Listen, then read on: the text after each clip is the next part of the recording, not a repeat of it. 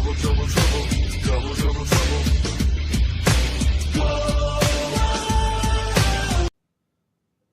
What's going on, ladies and gentlemen? Bill Mack here with another edition of Pro Wrestling Unleashed. Glad you folks could join me. I know it's been a while since I've done a video, but I'm here trying a new format and maybe a good way of basically getting my product out there. Maybe more users to listen to my um, my videos.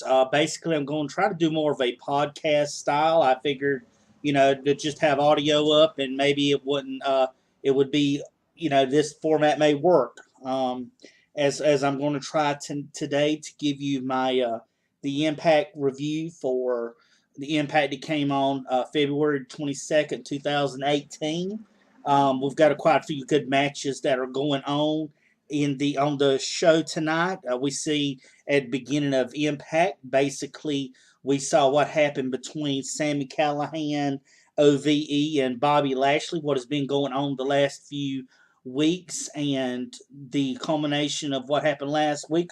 We also see Eli Drake and we see Johnny Impact making their entrances into the Impact Zone to begin the show. The first matchup we have tonight is a number one contenders match. We have the LAX, the Impact Tag Team Champions, taking on the Cult of Lee, which is Trevor Lee and Caleb Conley. And if Caleb Conley and Trevor Lee win, they will be getting a title shot against LAX. This was basically a good matchup in the beginning where we had Caleb and Trevor Lee. Of course, they've been mocking the last couple weeks LAX with the signs and with the rags around their faces and stuff, everything they can to poke fun at LAX to try to get them to trigger them. In this matchup, Conley and Lee dominate much of the matchup to begin with, working on Ortiz and cutting the ring off. Good tag team work. LAX at a point turn it, and they worked over Caleb Conley.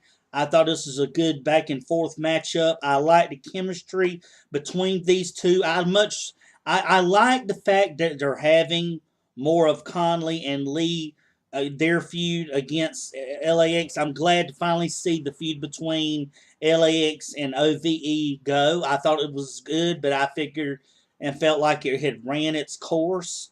It's good to see the Cult of Lee in this feud with LAX now. It was a good, like I said, a good matchup back and forth. There was several times where each team basically did the correct tag team effort, and that's basically to cut the ring in half, and both teams did that. We saw the ref a couple of times, maybe it was just me, seemed like he was close to getting a 3 count, and these aren't the refs that were initially with Impact. Of course, Brian Hebner and Earl are basically no longer with the company, so what they've done is since they come back, they've just basically hired referees to whenever they come back to the Impact Zone to do the matches. And this referee, I've seen him a couple times do a few matches, and he gets close, and the fans were even kind of getting on him a couple of times during this matchup. But as we see in the end, we see the Street Sweeper getting to attempt. Ortiz has got Trevor Lee.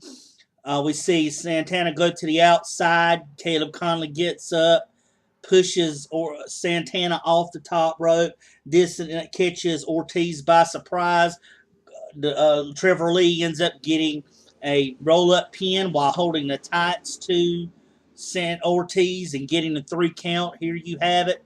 1, 2, 3. We see now the Cult of Lee basically getting a number one contenders matchup against LAX for the Impact Wrestling Tag Team Championship. So thought this match was a good match to start off Impact, and we'll get on to the next matchup. In our next matchup, we have the Machine Brian Cage taking on Hunter Law. Now, remember last week, he made his devastating debut. I like Brian Cage. He came from Lucha Underground. He's a terrific specimen of a wrestler. He comes highly acclaimed from Lucha Underground, and he will make a great addition, in my opinion, to the Impact roster. He does have the size. He does have the wrestling ability. And to me, like I said, I think he's going to really make, pardon the pun, an impact on the roster. But this, of course, he takes on the opponent of Hunter Law, which we know basically, folks, that when you're building up a monster, you want to have him go through a few squash matches. And of course, last week and this week is no exception. He shows automatically how strong he is by literally curling Law 5 times before dropping him. The match is only a minute, a little over a minute or so. He does 4 moves, including his finisher called the Drill Claw. It's a devastating looking move. You know, he picks him up like a suplex, holds him straight up over his head, and just comes straight down into a drill motion, and basically gets the 1, 2, 3 and the pin. So looking very impressive, looking very strong, and looking like a very force to be reckoned with. We have the machine, Brian Cage, who looks to be on his way to becoming a very impact player for Impact Wrestling, and I look forward to seeing more of Brian Cage in the coming weeks of Impact Wrestling. So, moving right along. After the matchup, we see both Eddie Edwards and Bobby Lashley. Now, remember, these two have had a feud over the past year or two for the Impact Championship. Remember, they had a really good feud going back and forth with it. But tonight, they say, look, Eddie lets him know, look, we've both have problems with OVE, and I think that you and I should just put our differences aside. We beat on each other back and forth, but I feel like no matter what, we should put it aside. We have a common interest. We have a common enemy here, and we need to take OV out. So what do you say? You know, you may not trust me, but I might not trust you. But tonight, let's put those differences aside, and let's go after OVE. And so Bobby thinks about a minute and says, okay, I'm down for it. And then they bump fist, and Bobby and Eddie get ready for their matchup later on against OVE.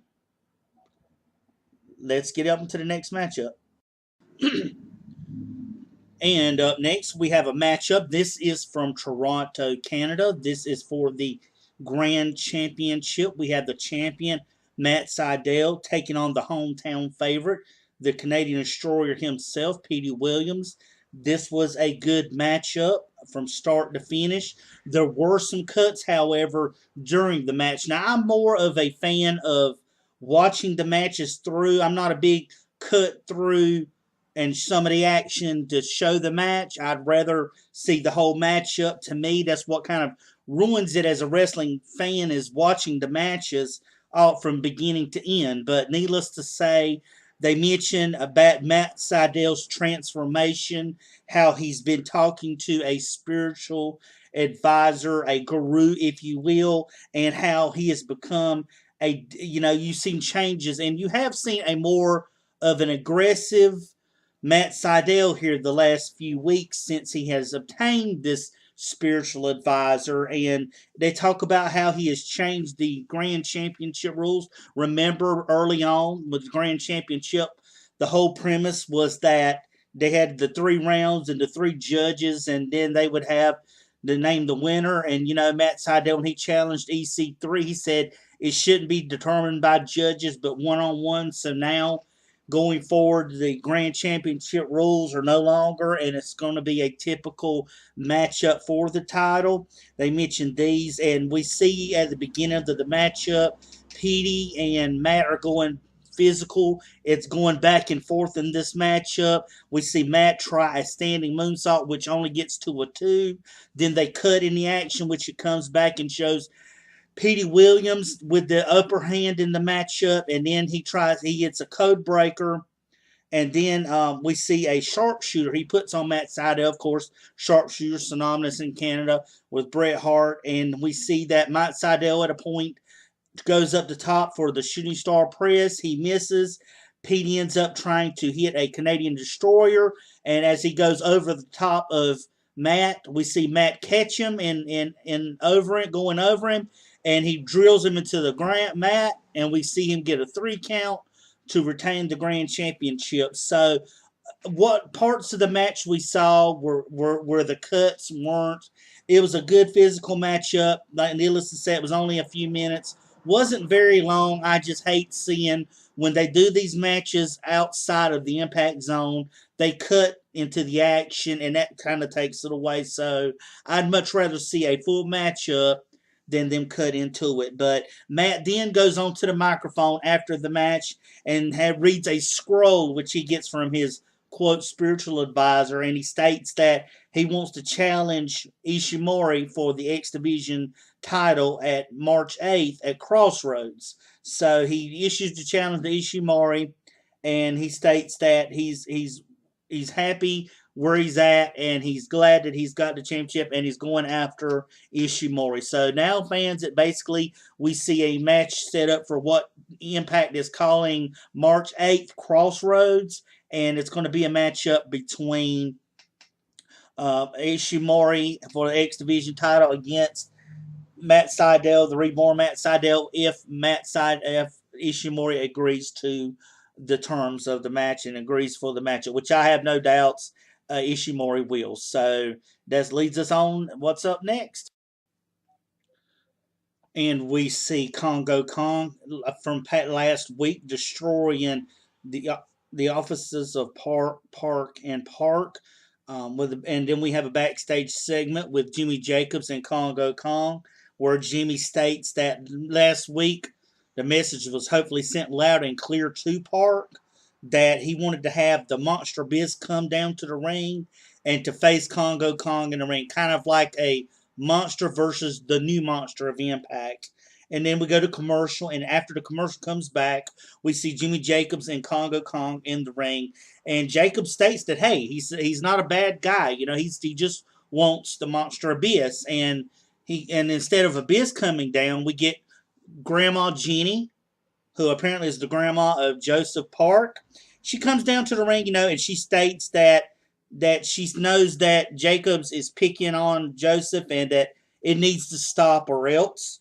And then Jeannie slaps Grandma Jeannie slaps Jeannie Jacobs after Jimmy Jacobs calls her a hag.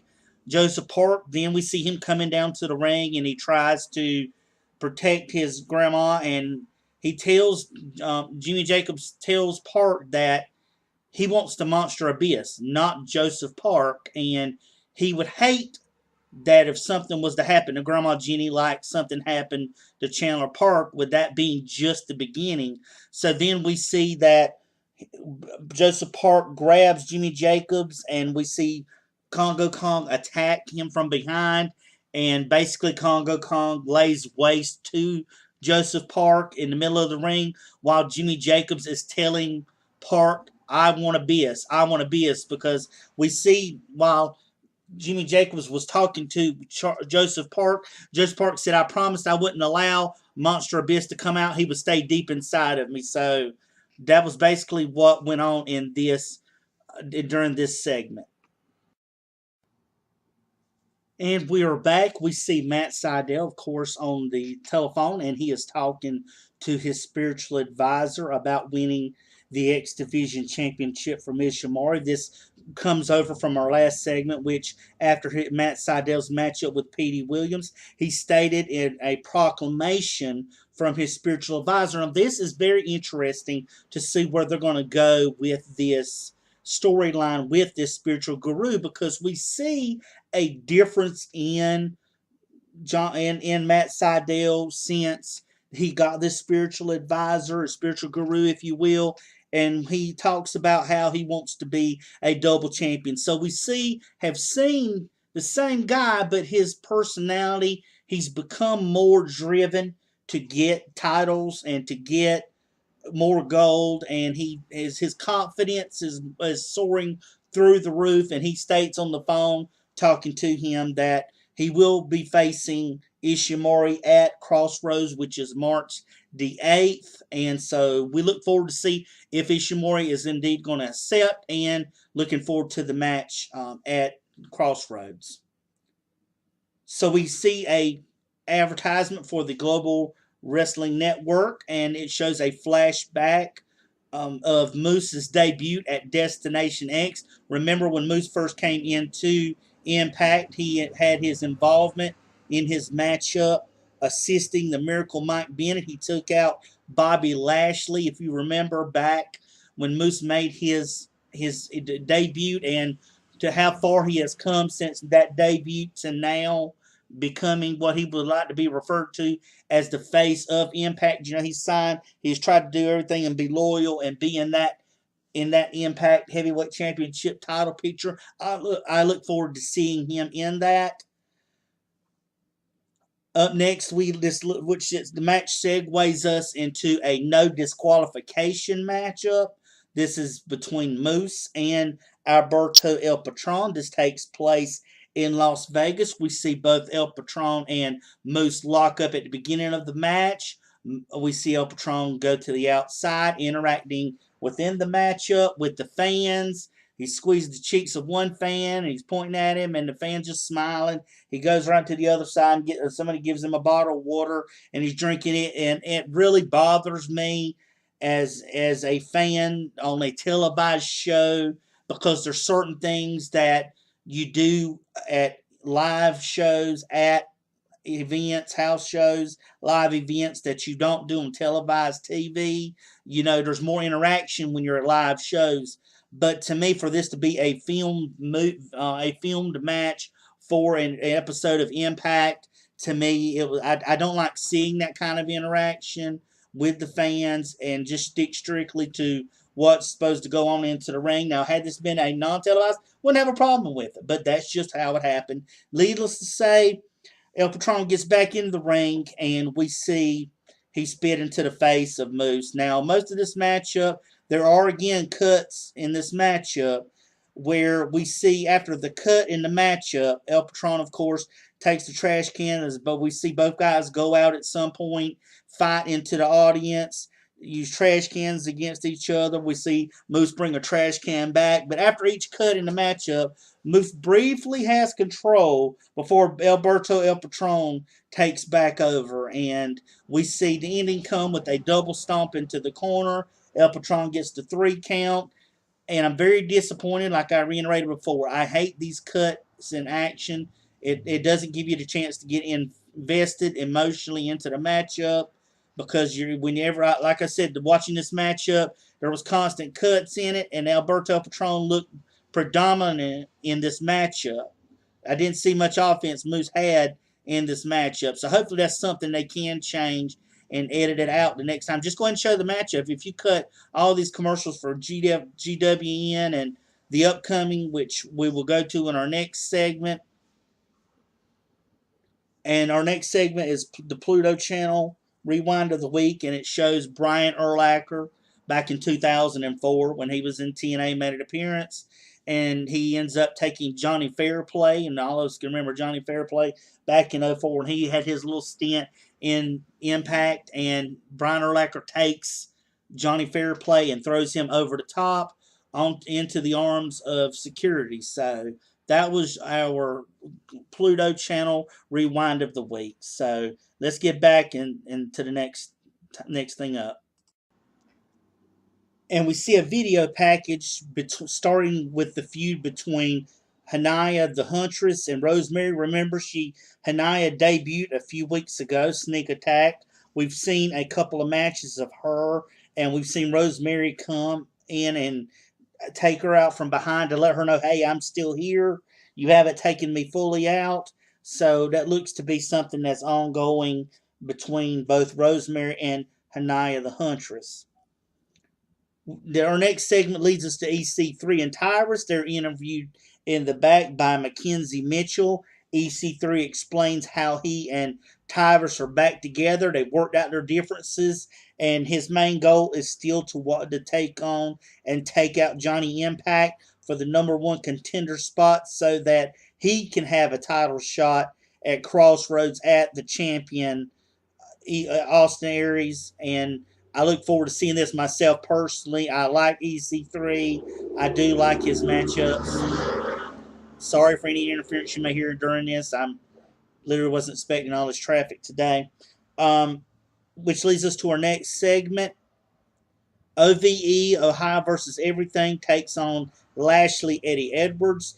Both Eddie Edwards and Lashley dominate early on in the matchup, both on the inside and outside of the ring.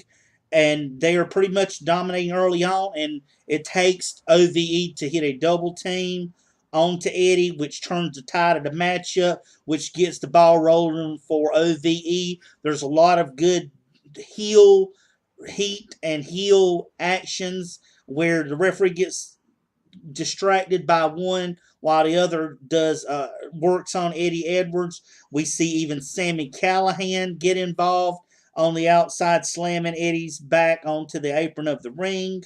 There, like I said, Bobby ends up Lashley gets the hot tag from Eddie, comes out, clears out OVE. He helps send Eddie Edwards with extra force, 30 out middle ropes onto the suicide dive onto OVE. Eddie Edwards sits up in the corner. Sammy grabs his leg. We see Lashley hit the spear. Eddie ends up hitting the Boston Knee Party, getting the win. 1, 2, 3. And here are your winners for this matchup. We see the tag team of Eddie Edwards and Bobby Lashley. I like this matchup. I like OVE. They're establishing themselves as a legit heel. They're doing all the heel moves, which is what you want to have in this. You want to have both of these guys basically heels, and you want this tag team as a heel tag team because they've kind of been hot or cold to me, where they came in as a face, but he turned out to be a heel.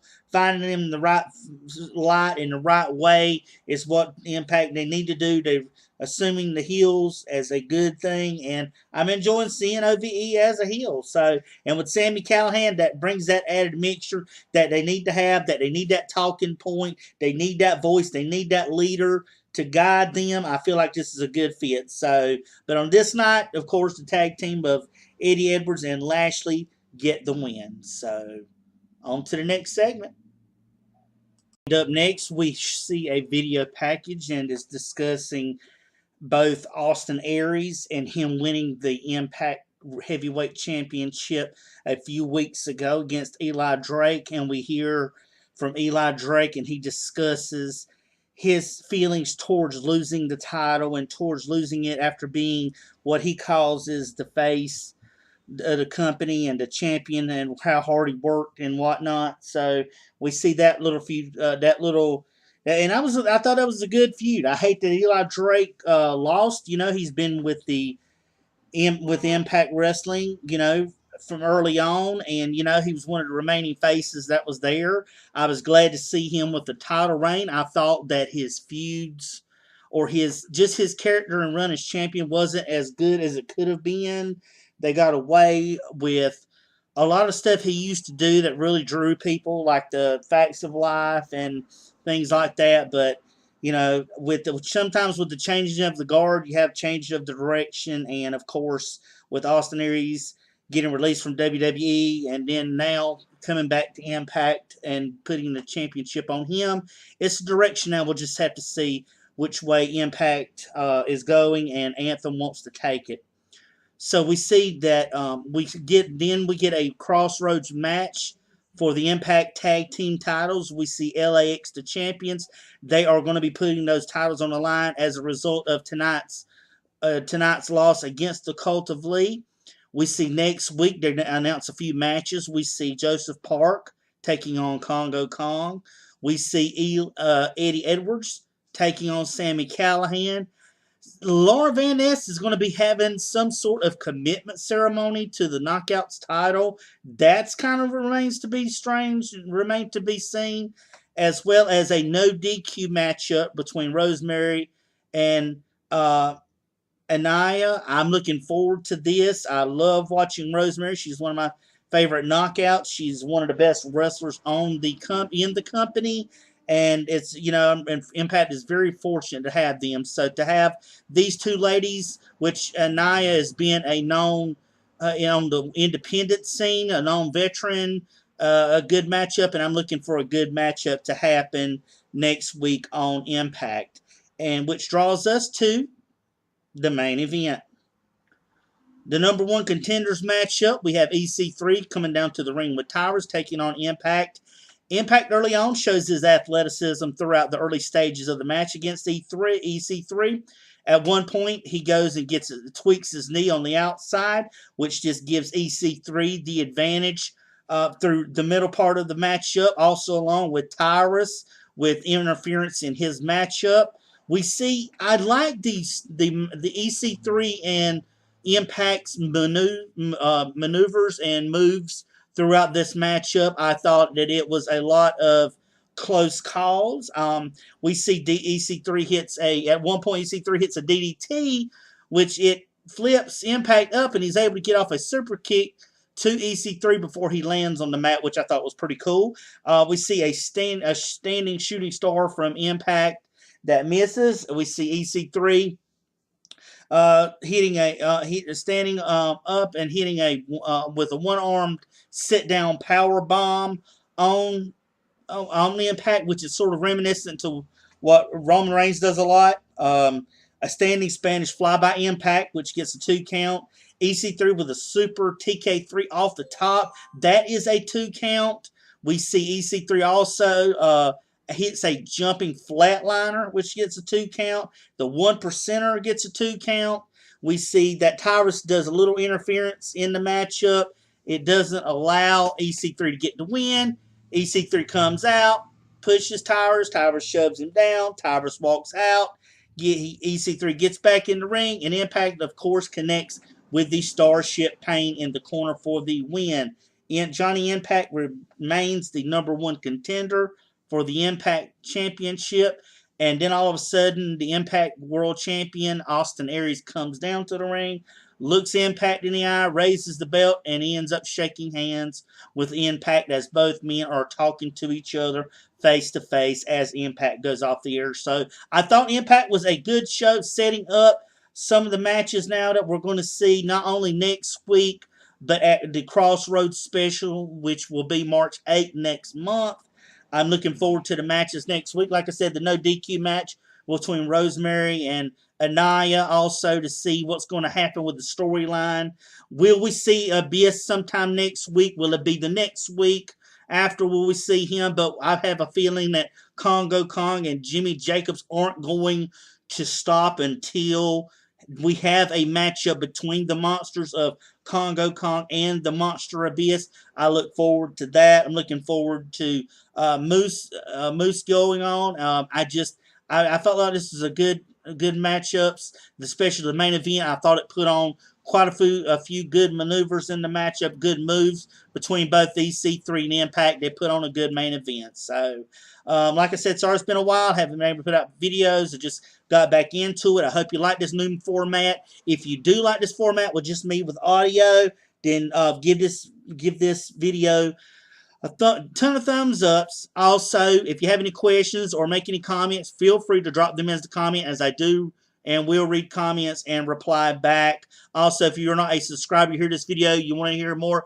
Impact Wrestling news and Impact Wrestling reviews, also feel free to subscribe to me. Also, share my videos with others and give them, those that love Impact and that are Impact Wrestling fans, a place to come and listen to the reviews. Sorry, I'm kind of tripping over a little bit. This is the first one I've tried like this where I've not been on video, but I do wanted to try this format to see how it works out. So until next week's Impact Wrestling card, this is Bill Mack here with Pro Wrestling Unleashed, and thanks once again, and I shall talk again soon.